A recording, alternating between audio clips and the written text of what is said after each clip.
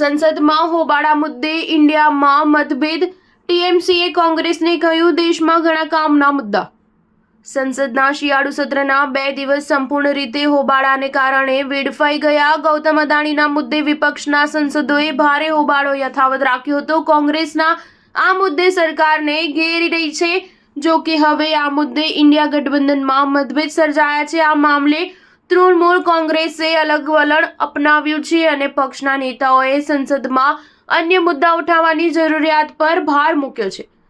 પાર્ટીની બેઠક બાદ પત્રકારો સાથે વાત કરતા તૃણમૂલ કોંગ્રેસના રાજ્યસભાના નેતા ડેરેક ઓબ્રાયને કહ્યું કે ટીએમસી ઈચ્છે છે કે સંસદ ચાલે જેથી લોકોના મુદ્દા ઉઠાવી શકાય। અદાણી મુદ્દે સંસદમાં હોબાળાને પગલે અન્ય ઘણા મહત્વપૂર્ણ મુદ્દાઓ પર ચર્ચા થઈ રહી નથી।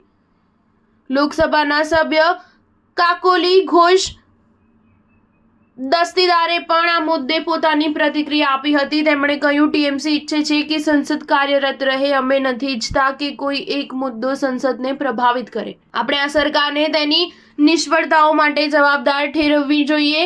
તૃણમૂલ કોંગ્રેસની રાજનીતિ કોંગ્રેસ દ્વારા કરવામાં આવી રહેલા વિપક્ષના પ્રહારો કરતા અલગ છે। ટીએમસી પશ્ચિમ બંગાળમાં કુપોષણ, બેરોજગારી, મણિપુર, ઉત્તર પૂર્વની સ્થિતિ, ખાદ્ય ચીજોની અછત અને અપરાજિતતા બિલના મુદ્દાઓ પર કેન્દ્ર સરકારને ઘેરવા માંગે છે। તમને જણાવી દઈએ કે અપરાજિતતા બિલ બંગાળ એસેમ્બલી દ્વારા પસાર કરવામાં આવ્યું છે, પરંતુ રાજ્યપાલ દ્વારા તેને રોકી દેવામાં આવ્યું છે। પાર્ટીનું કહેવું છે કે આ બિલને રાષ્ટ્રપતિ દ્રૌપદી મુર્મુ પાસે લઈ જશે અને 30 નવેમ્બરે આ મુદ્દે રાજ્યવ્યાપી અભિયાન શરૂ કરશે।